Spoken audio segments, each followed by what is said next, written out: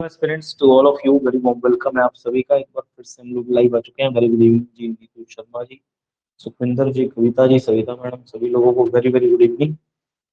तो चलिए फिर आज के सेशन को स्टार्ट करते हैं। कल हमने ग्लेशियर्स पढ़े थे हिमाचल प्रदेश के, और आज हम पढ़ेंगे हिमाचल प्रदेश की रिवर्स के बारे में। लिखिए, रिवर्स ऑफ हिमाचल प्रदेश। लिखिए जरा, हिमाचल प्रदेश की नदियां।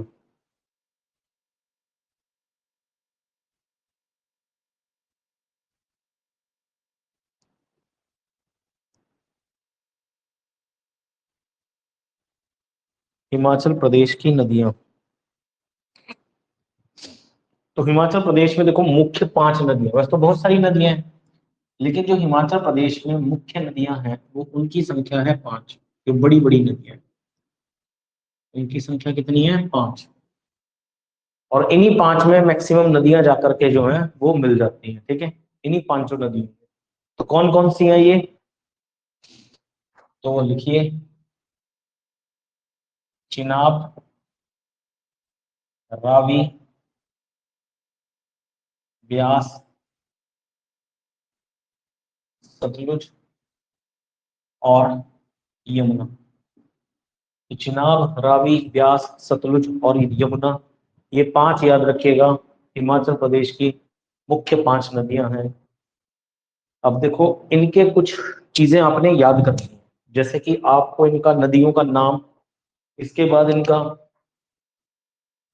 वैदिक नाम क्या है ये पता होना चाहिए। ठीक है, साथ ही साथ आपको पता होना चाहिए कि इनका संस्कृत नाम क्या है। ठीक है, और आपको इनका पता होना चाहिए उद्गम कहाँ से होता है किसी भी नदी का। ठीक है, उद्गम स्थान क्या है इन नदियों का। तो कुछ बेसिक इंफॉर्मेशन है, फिर इनके बाद पूरा भी पढ़ेंगे, इनका मैप भी बनाएंगे, सारी चीजें पढ़ेंगे इनके बारे में। ठीक है, तो देखो, चिनाब नदी की बात करूं तो चिनाब का वैदिक नाम क्या है? असिकनी, याद रखिएगा। वैदिक नाम है चिनाब का असिकनी। ठीक है, इसका संस्कृत नाम है, याद रखिएगा, चंद्राभागा। चंद्राभागा, ये इसका सांस्कृतिक नाम है। और चिनाब नदी का जो उद्गम होता है वो याद रखिएगा तांडी से होता है। कहाँ से होता है? तांडी से।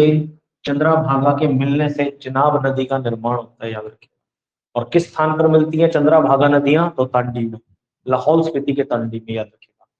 तो चिनाब का वैदिक नाम है असिकनी, इसका संस्कृत नाम है चंद्राभागा, और उद्गम है इसका तांडी में। फिर आती है रावी नदी। रावी का वैदिक नाम है परुषणी, याद रखिएगा। परुषणी इसका वैदिक नाम है। इसका सांस्कृतिक नाम है ईरावती। सांस्कृतिक नाम क्या है? ईरावती। और रावी नदी का उद्गम होता है, याद रखिएगा, बड़ा भंगाल कांगड़ा से। तो बड़ा भंगाल कांगड़ा, हालांकि बड़ा बंगाल जो है सीमा पे स्थित है कांगड़ा और चंबा की। ब्यास नदी, नेक्स्ट है ब्यास नदी। तो ब्यास का वैदिक नाम है अर्जिकिया, और याद रखिएगा इसका सांस्कृतिक नाम है विपाशा। विपाशा। और ब्यास नदी का उद्गम कहाँ से होता है? तो रोहतांग दर्रे से होता है, कुल्लू में। रोहतांग दर्रा, कुल्लू जिला। सतलुज नदी का वैदिक नाम क्या है? तो शुतुद्री। शुतुद्री। और इसका सांस्कृतिक नाम अगर आप पूछा जाए आपसे तो इसका सांस्कृतिक नाम है शतुद्र। और इसका उद्गम राकस ताल के पास से होता है, तिब्बत में। राकस ताल से, मानसरोवर निकट के पास, मानसरोवर झील के पास है राकस ताल नाम की एक झील, वहां से सतलुज नदी निकलती है तिब्बत में, याद रखेगा। यमुना नदी का वैदिक नाम याद रखेगा कालिंदी है, क्योंकि कालिंद पर्वत से निकलती है। यमुनोत्री में कालिंद पर्वत है, वहां से ये नदी निकलती है। इसका कोई भी सांस्कृतिक नाम नहीं है, याद रखेगा। और ये यमुनोत्री कालिंद पर्वत से निकलती है। तो कालिंद पर्वत यमुनोत्री से, याद रखेगा, इस नदी का उद्गम होता है। ठीक है, ये है बेसिक इंफॉर्मेशन, ये 5 मुख्य नदियों के बारे में। इनके आपको नाम, वैदिक नाम, सांस्कृतिक नाम और उद्गम स्थान सबके पता होंगे। ठीक है, ये सारी चीजें सबसे पहले तो।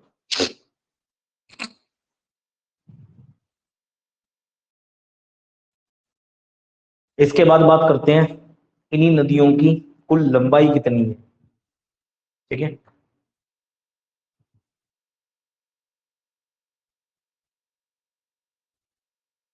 तो सबसे पहले नाम, सांस्कृतिक नाम और उद्गम स्थान, ये सारी चीजें आपने याद रखनी है। इसके बाद बात करेंगे इन्हीं नदियों की कुल लंबाई कितनी है।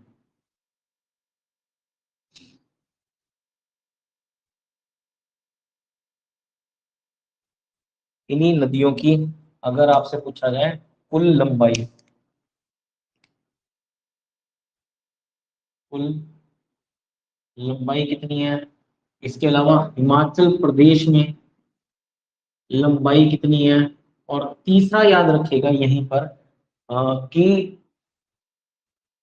और इसका जल ग्रहण क्षेत्र कितना है। ठीक है ना, तीसरा क्या याद रखोगे, जल ग्रहण क्षेत्र, कितने एरिया में जल रहता है इसका। तो देखो चिनाब नदी की अगर मैं कुल लंबाई की बात करूं तो 1200 किलोमीटर इसकी लंबाई है। चिनाब नदी की कुल लंबाई है 1200 किलोमीटर, जिसमें से हिमाचल प्रदेश में याद रखेगा 122 किलोमीटर का डिस्टेंस कवर करती है ये। ठीक है, तो हिमाचल प्रदेश में चिनाब नदी केवल 122 किलोमीटर बहती है, याद रखिएगा। इसके अलावा रावी नदी का जो टोटल लंबाई है वो है 720 किलोमीटर, 720 किलोमीटर। और हिमाचल प्रदेश में ये नदी बहती है 158 किलोमीटर, कितनी आती है 158 किलोमीटर। साथ ही साथ याद रखिएगा चिनाब नदी का जल ग्रहण क्षेत्र कितना है, तो 7500 वर्ग किलोमीटर, 7500 वर्ग किलोमीटर। और रावी नदी का कितना है 5451 वर्ग किलोमीटर, ये इसका जल ग्रहण क्षेत्र है। ठीक है, ब्यास नदी की बात करते हैं, तो ब्यास नदी की कुल लंबाई 460 किलोमीटर है, जिसमें से हिमाचल प्रदेश में ब्यास नदी बहती है 260 किलोमीटर, 260 किलोमीटर। और ब्यास नदी का जल ग्रहण क्षेत्र कितना है 12,000 वर्ग किलोमीटर, याद रखिएगा 12,000 वर्ग किलोमीटर में फैली हुई नदी है ब्यास नदी। सतलुज नदी का अगर मैं बात करूं कुल लंबाई तो लगभग 1448 किलोमीटर है। और हिमाचल प्रदेश में सतलुज नदी 320 किलोमीटर बहती है, और इसका जल ग्रहण क्षेत्र है 20,000 वर्ग किलोमीटर, 20,000 वर्ग किलोमीटर ये इसका जल ग्रहण क्षेत्र है। ठीक है ना। और यमुना की लंबाई याद रखिएगा, कुल लंबाई यमुना की 1525 किलोमीटर, 1525 किलोमीटर, जिसमें से हिमाचल प्रदेश में लगभग ये 22 किलोमीटर बहती है। कितना बहती है 22 किलोमीटर तकरीबन बहती है। और इसका जल ग्रहण क्षेत्र है 2320 वर्ग किलोमीटर, 2320 वर्ग किलोमीटर। ठीक है, तो देखो अगर आप लंबाई देख रहे होंगे हिमाचल प्रदेश में, तो सबसे ज्यादा लंबाई कौन सी है सतलुज की। हिमाचल प्रदेश में चिनाब की 122 है, रावी की 158 है, ब्यास की 260 है, सतलुज की 320 है, और सबसे छोटी आपकी कौन सी है यमुना। तो सबसे लंबी नदी हिमाचल प्रदेश की, सबसे लंबी नदी भाई जहां सबसे ज्यादा लंबाई है देख लो, हिमाचल प्रदेश की सबसे लंबी नदी कौन सी, सतलुज। हिमाचल प्रदेश की सबसे लंबी नदी पूछा जाए सबसे लंबी नदी सतलुज। सबसे छोटी नदी 22 किलोमीटर में कौन सी, यमुना। ये हिमाचल प्रदेश की सबसे छोटी नदी तो ये हिमाचल प्रदेश की सबसे छोटी नदी याद रखेगा यमुना नदी। और हिमाचल प्रदेश की सबसे बड़ी नदी अगर आपसे पूछा जाए तो कौन सी, चिनाब। जल घनत्व के अनुसार हिमाचल प्रदेश की सबसे बड़ी नदी है, याद रखेगा। तो हिमाचल की सबसे बड़ी नदी कौन सी, चिनाब। सबसे लंबी नदी कौन सी, सतलुज। और सबसे छोटी नदी कौन सी, तो यमुना। सबसे छोटी नदी कौन सी, यमुना, याद रखिएगा यमुना। अच्छा, अगर इन पांचों में से पूछ लिया जाए ऑल ओवर हिमाचल में नहीं कि सबसे बड़ी कौन सी है, तो सबसे बड़ी तो यमुना है।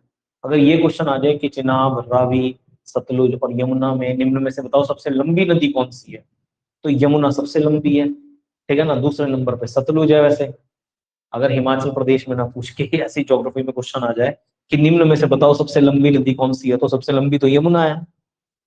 हालांकि हिमाचल प्रदेश की सबसे छोटी है, ओवरऑल क्या है सबसे बड़ी, सबसे लंबी। ठीक है, चलो आगे बढ़ते हैं। अगर इतने क्वेश्चन आपको समझ में आ रहे हो तो इसके बाद बढ़ते हैं आगे।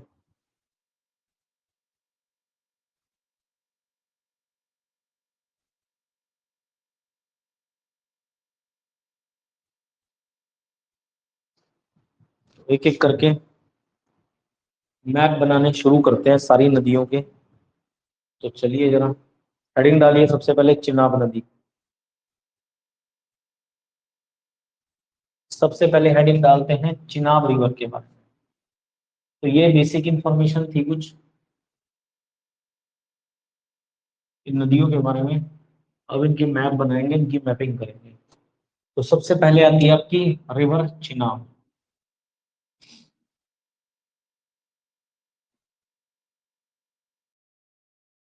चिनाब नदी याद रखिएगा, चिनाब रिवर। तो जैसे कि आपको पता है कि चंद्र और भागा नदियों का संगम तांडी में होता है और वहीं से चिनाब का निर्माण होता है, ठीक है ना। तो चंद्रा, देखो चंद्रा और भागा नदियां कहाँ से निकलती हैं ये मैं आपको कल ग्लेशियर्स वाले टॉपिक में भी बता चुका हूँ, और उससे पहले मैंने झीलें पढ़ाई थी, मैं वहां भी बता चुका हूँ। ठीक है, तो बार बार बताने की जरूरत नहीं होनी चाहिए, अब आपको खुद पता होना चाहिए इसका आंसर। ठीक है, तो भागा नदी भागा ग्लेशियर से निकलती है और चंद्रताल झील से आपकी चंद्रा नदी निकलती है, चंद्रताल ग्लेशियर और चंद्रताल झील से। ठीक है, कहाँ स्थित है ये भी आपको बता रखा दोनों। ठीक है, बारालाचा दर्रे के पास स्थित है। ठीक है, दोनों ही ग्लेशियर। तो चंद्रा और भागा नदियों का संगम, नदियों का संगम कहाँ होता है? तांडी। ठीक है ना, तांडी में होता है और यही तांडी में चिनाब का निर्माण होता है, लिखिए यही तांडी में चिनाब का निर्माण होता है। तो चंद्रा और भागा नदियों का संगम तांडी में होता है और यही तांडी में, याद रखिएगा कि इसी तांडी में चिनाब का निर्माण होता है। चंद्रा और भागा के संगम से तांडी में चिनाब नदी का निर्माण होता है। ठीक है, चिनाब नदी का निर्माण होता है। और जैसे कि आप जानते हैं कि हिमाचल प्रदेश की सबसे बड़ी नदी है, it is the largest river of Himachal Pradesh. It is the largest river of Himachal Pradesh. तो हिमाचल प्रदेश की याद रखिएगा कि ये सबसे बड़ी नदी है, हिमाचल प्रदेश की सबसे बड़ी नदी है, याद रखिएगा सबसे बड़ी नदी हिमाचल प्रदेश की।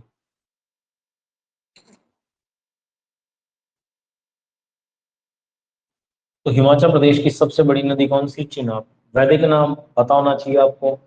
तो इस नदी का वैदिक नाम क्या है? तो इस नदी का वैदिक नाम है असिकनी, और इसका सांस्कृतिक नाम है चंद्रभागा, उद्गम तांडी है। ठीक है, साथ ही साथ इसकी लंबाई 1200 किलोमीटर है और हिमाचल प्रदेश में इसकी लंबाई 122 किलोमीटर है, जो मैंने अभी सारी चीजें आपको बताई। ठीक है, सारी चीजें आपको बताई।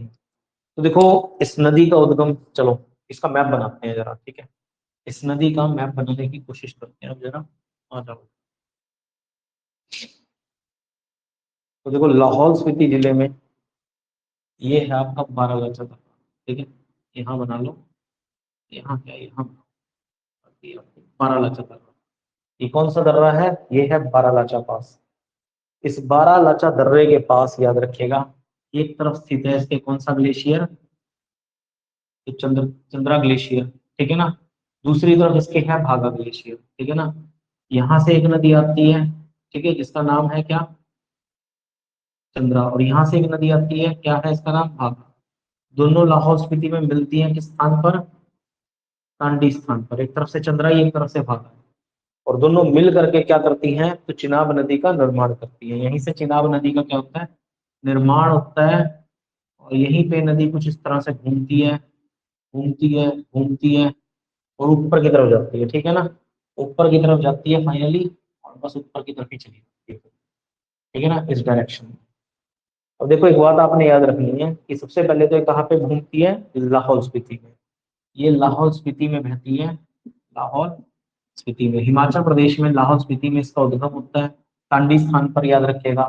ठीक है, और याद रखिएगा कि फिर ये बहती है चंबा में। ठीक है ना, चंबा में, और फिर चंबा को क्रॉस करके ये चली जाती है जम्मू कश्मीर। कहाँ चली जाती है? जम्मू कश्मीर में। तो चंबा को पार करके ये पहुंच जाती है जम्मू कश्मीर में। ठीक है, अब क्वेश्चन निकालने हैं आपने सारे के सारे यहाँ से।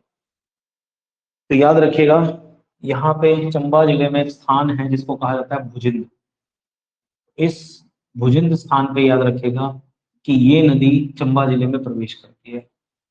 तो चिनाब नदी लाहौल स्पीति जिले में तांडी से लेकर के भुजिंद तक बहती है, और भुजिंद स्थान पे याद रखिएगा कि ये चंबा में प्रवेश कर जाती है। भुजिंद से लेकर के याद रखिएगा संसारी नाला पड़ता है चंबा में, लास्ट जहां पर ये बहती है संसारी नाले तक। और संसारी नाले के बाद याद रखिएगा कि ये नदी हिमाचल प्रदेश के चंबा जिले को छोड़ करके जम्मू कश्मीर में प्रवेश कर जाती है, ठीक है ना। जम्मू कश्मीर में प्रवेश कर जाती है। अब जम्मू कश्मीर में क्या है, इसका हमें कोई मतलब नहीं है फिलहाल। तो हिमाचल प्रदेश जीके में हमने सिर्फ हिमाचल को ही जो है वो देखना है, ठीक है। तो हिमाचल प्रदेश को ही देखना है, ये बात ध्यान रखिएगा। तो याद रखिएगा कि चंद्रा, तो एक तरफ है आपका चंद्रा ग्लेशियर, ठीक है ना, और एक तरफ है आपका भागा ग्लेशियर, ठीक है। भागा ग्लेशियर, चंद्रा ग्लेशियर से चंद्रताल झील का निर्माण होता है, और चंद्रताल झील से याद रखेगा चंद्रा नदी निकलती है। कौन सी नदी निकलती है? चंद्रा। और इस तरफ ये निकलती है भागा नदी। दोनों नदियां कहाँ मिलती हैं? तांडी में। और वहीं से बनती है कौन सी नदी? तो तांडी में बनती है चिनाब नदी। चिनाब नदी तो तांडी से लेकर के भुजिंद तक बहती है, और भुजिंद में याद रखेगा लाहौल स्पीति को छोड़ करके चंबा में प्रवेश कर जाती है। उसके बाद संसारी नाले तक बहती है चंबा जिले में। तो संसारी नाले में याद रखिएगा चंबा को छोड़ करके जम्मू कश्मीर में प्रवेश कर जाती है। तो ये तो मेन मैप है इसका। अच्छा, एक काम याद चीज और रखिएगा कि चंद्रा नदी जो है वो क्या बोलते हैं, उसके किनारे पर कोकसर गांव स्थित है, याद रखिएगा। ये जो गांव है, इस गांव का नाम है कोकसर। तो क्वेश्चन आता है बहुत बारी पेपर में कि कोकसर गांव किस नदी के किनारे स्थित है, तो आपको याद रखना है चंद्रा नदी के किनारे, ठीक है ना। चंद्रा नदी के किनारे कोकसर गांव स्थित है। चंद्रा नदी के किनारे कौन सा गांव है? कोकसर गांव, ठीक है।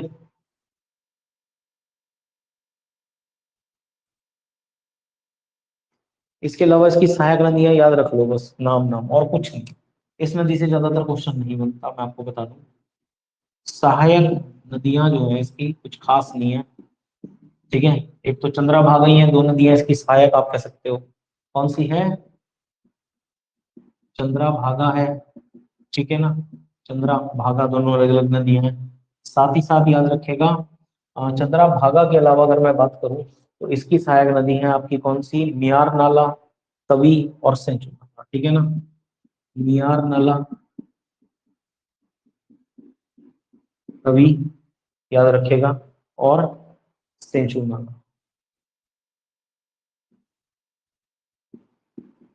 तो बस इनसे कभी कोई क्वेश्चन नहीं आता, ठीक है। इनसे कभी कोई क्वेश्चन नहीं आता। चंद्रभागा से क्वेश्चन आ सकता है, वो मैंने आपको बता दिया, ठीक है ना।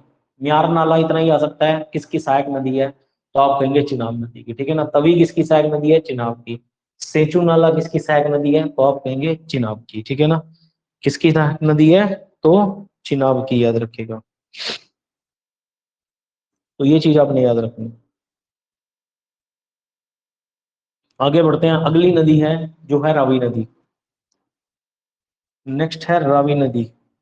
रावी नदी इंपॉर्टेंट है भाई।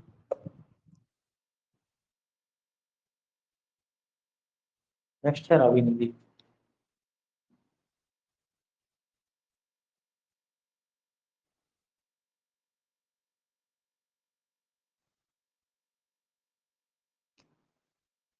नेक्स्ट है रावी नदी।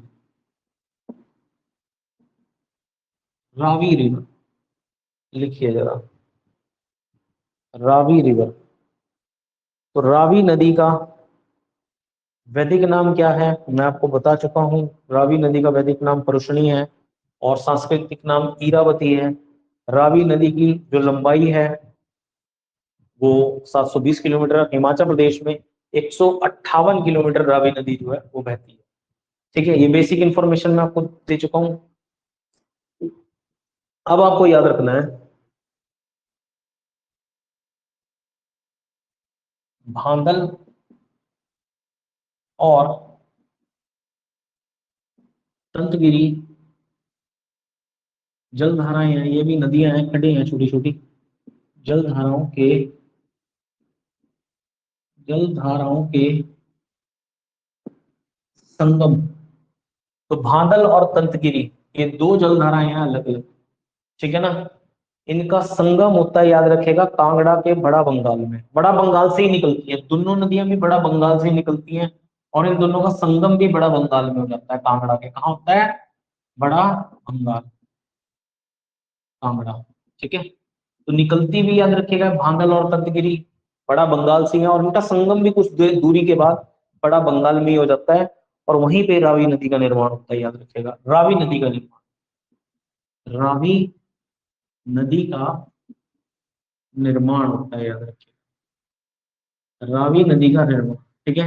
तो भादल और तंतगिरी जलधाराओं के मिलने से बड़ा बंगाल कांगड़ा में रावी नदी का निर्माण होता है, जैसे चंद्रा और भागा के मिलने से हो रहा था किसका? चिनाब नदी का निर्माण। ऐसे ही भादल और तंतगिरी नदियों के मिलने से, याद रखिएगा, कि रावी नदी का निर्माण होता है। कहाँ पे? बड़ा बंगाल क्षेत्र में, ठीक है।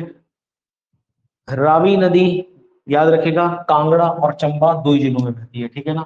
कांगड़ा और चंबा, जैसे कि चिनाब नदी कितने जिलों में बह रही थी? दो ही जिलों, ठीक है। चिनाब नदी भी दो जिलों में बह रही थी, लाहौल स्पीति और चंबा में। और रावी नदी भी दो ही जिलों में बहती है, कांगड़ा, कांगड़ा के बाद चंबा, ठीक है ना। कांगड़ा और कांगड़ा के बाद चंबा, तो जो ही जिलों में, याद रखिएगा, बहती है। याद रखिएगा कि ये पीर पंजाल को धौलाधार से अलग करती है, ठीक है ना। रावी नदी पीर पंजाल को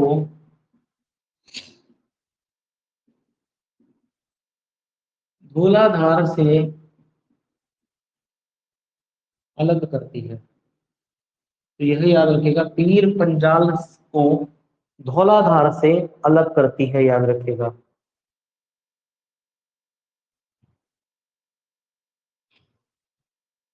ये भी जम्मू कश्मीर में जाती है, तो कांगड़ा, चम्बा, चंबा और फिर जम्मू कश्मीर। तो खैरी तक बहती है जम्मू कश्मीर में। कहां तक बहती है? खैरी स्थान तक। तो खैरी स्थान पर, याद रखिएगा, ये चंबा को छोड़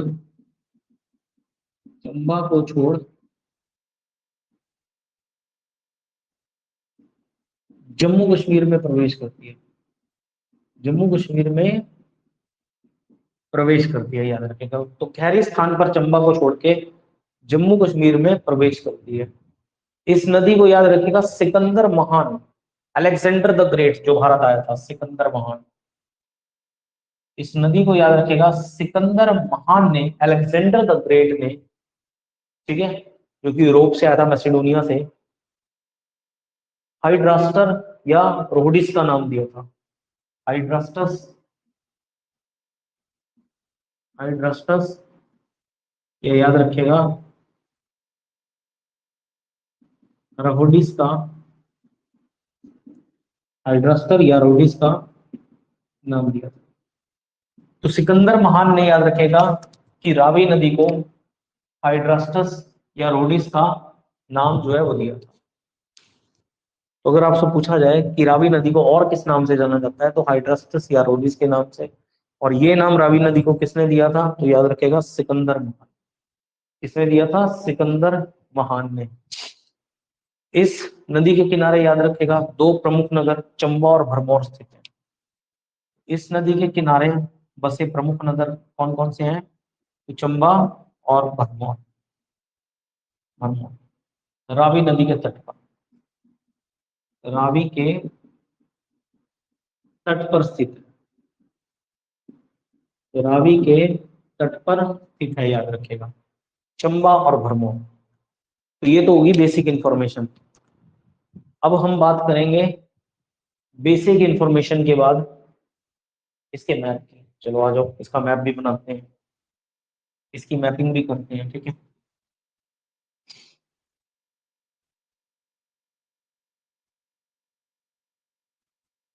रावी नदी, तो रावी नदी की अगर बात की जाए, तो रावी नदी बड़ा बंगाल क्षेत्र से शुरू होकर कांगड़ा, चंबा, जम्मू कश्मीर और फिर पंजाब, ठीक है।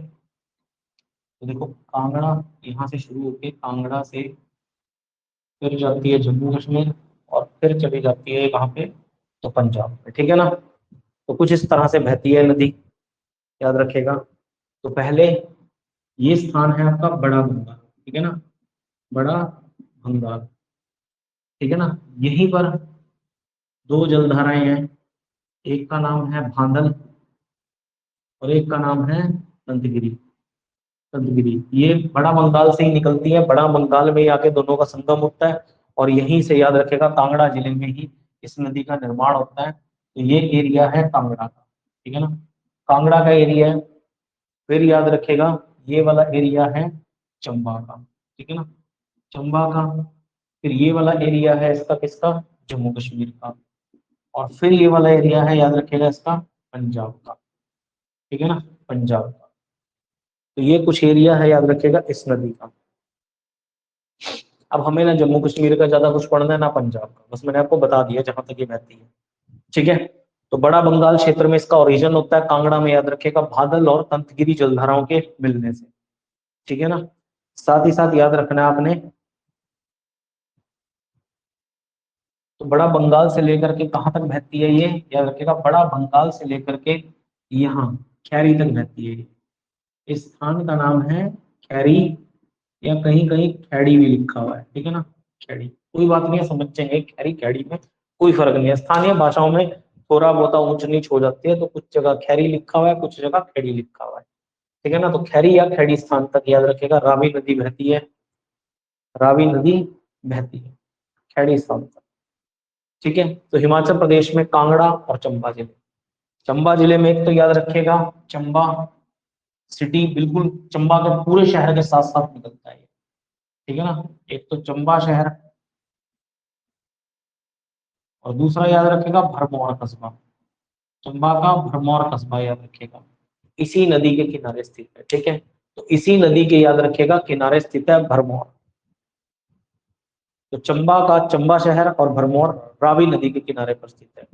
अब इसकी देखो सहायक नदियां, इसकी सहायक नदियां पढ़नी है आपने बहुत सारी, तो लिखिए जरा, अब हेडिंग डालिए इसकी सहायक नदियों।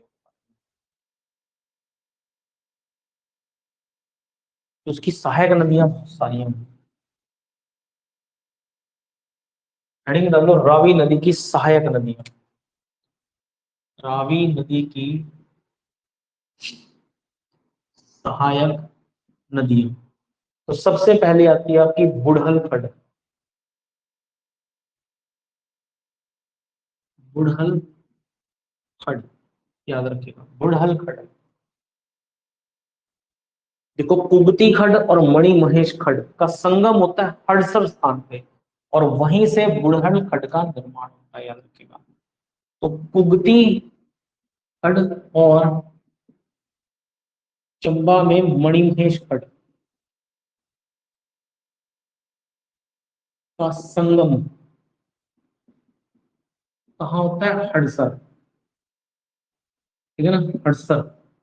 तो कुगती खड और मणिमहेश खड का संगम हड़सर में होता है और वहीं से बुढ़ल खड का निर्माण होता है, ठीक है ना। तो संगम पर ही इस खड का निर्माण होता है, इस खड का या बुढ़ल खड का निर्माण। तो बुढ़ल खड कहाँ से उद्गम है इसका, तो हड़सर से, याद रखिएगा हड़सर से उद्गम है इसका, और कुगती और मणिमहेश खड के मिलने से बुढ़ल खड बनती है।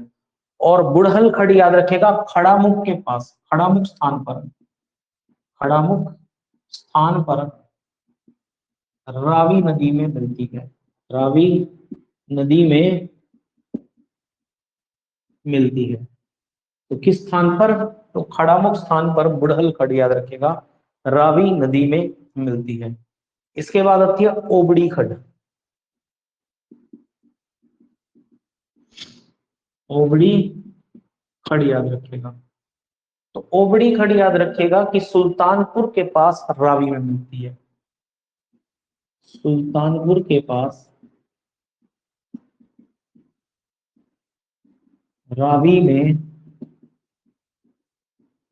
मिलती है।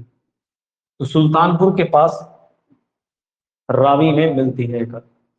फिर आती है मंगला खड, मंगला खड याद रखिएगा शीतला पुल के पास, शीतला पुल के पास रावी नदी में मिलती है। तो शीतला पुल के पास याद रखिएगा रावी नदी में मिलती है। तो मंगला खड़ शीतला पुल के पास रावी नदी में मिलती है। नेक्स्ट याद रखेगा, तुंडा खड़ और चनेड़ खड़, एक साथ लिखो ना, तुंडा और चनेड़, हालांकि अलग अलग है ये, तुंडा और चनेड़ खड़। तो तुंडा और चनेड़ खड़ याद रखेगा, कलसुई स्थान है उसके पास रावी में मिलती है। कलसुई के पास रावी नदी में मिलती है, रावी नदी में मिलती है, कलसुई के पास रावी नदी में मिलती है तुंडा और चनेड़ खड़। नेक्स्ट याद रखेगा, साल खड़,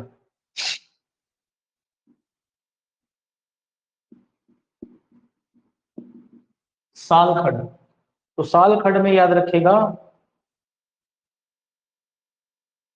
होल और कीड़ी खड़ का संगम होता है साहो में, याद रखेगा, होल खड़ और कीड़ी खड़, होल खड़ और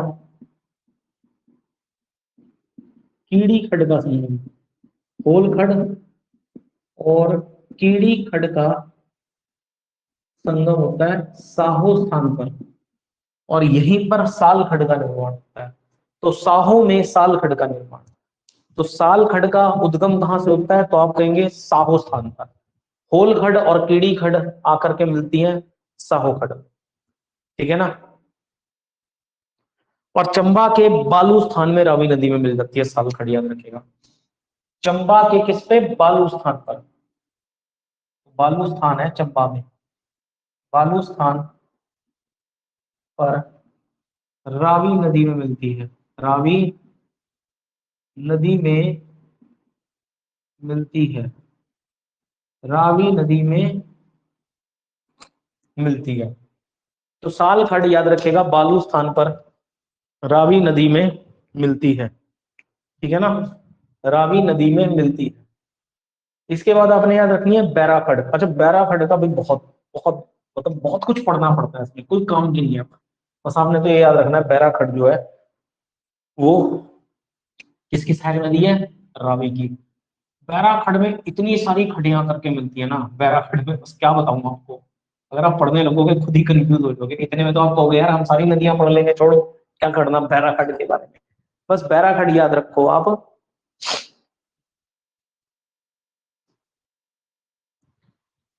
बैराखड़ भी क्या, स्यूल नदी याद रखो आप, छोड़ो बैराखड़ को हटाओ, स्यूल नदी में मिलती है, और स्यूल नदी जाकर के रावी में मिलती है, ठीक है ना, छोड़ो इसको। तो स्यूल नदी लिखो आप, अगली सहायक नदी रावी की है स्यूल नदी, याद रखेगा, इसी में कर लेंगे बैराखड़ भी। तो स्यूल नदी याद रखेगा, तीन खड़े हैं, एक है संगणी, विद्रोह और जुआंस। तो संगणी, ठीक है ना, कौमा, संगणी, विद्रोह और जुआंस खड़, विद्रोह और जुआंस खड़, जुआंस खड़ का संगम होता है, ठीक है ना, इन तीनों खड़ों का संगम होता है संगणी, विद्रोह और जुआंस का, ठीक है ना। और इन तीनों के विलय होने से याद रखेगा स्यूल नदी का निर्माण होता है, ठीक है ना। और ये चौहड़ा के पास जो है लोअर चुराहा, चूरा वाला क्षेत्र है चंबा का, चूरा वाला, ठीक है ना। तो चुरा के याद रखेगा, चौहड़ा क्षेत्र में रावी नदी में मिलती है, चौहड़ा स्थान पर, चौहड़ा ये चूरा तहसील में है, ठीक है, तो चूरा तहसील में है। तो चौहड़ा स्थान पर याद रखेगा रावी नदी में मिलती है, रावी नदी में मिलती है। और बैराखड़ इसकी सहायक नदी है, ठीक है ना, बैराखड़, बैराखड़ इसकी सहायक नदी है। तो डायरेक्टली रावी में नहीं मिलती, बैराखड़ इसी की सहायक नदी है, याद रखेगा। इसके अलावा एक दो नाम आपने और याद रखने इसकी सहायक नदियों के, साहू और चिरचिन। सहायक नदियों में नाम याद रखेगा, साहू नदी और चीरचिंद नदी, ठीक है ना, चीरचिंद नदी याद रखेगा, साहू और चीरचिंद। तो यहां तक आपने ध्यान रखना है, ठीक है ना। ये है आपका Ravi river, complete Ravi river. तो बस आपका टाइम भी हो गया आज इस क्लास का। अब कल पढ़ेंगे हम लोग ब्यास के बारे में, सतलुज के बारे में और यमुना के बारे में, ठीक है ना।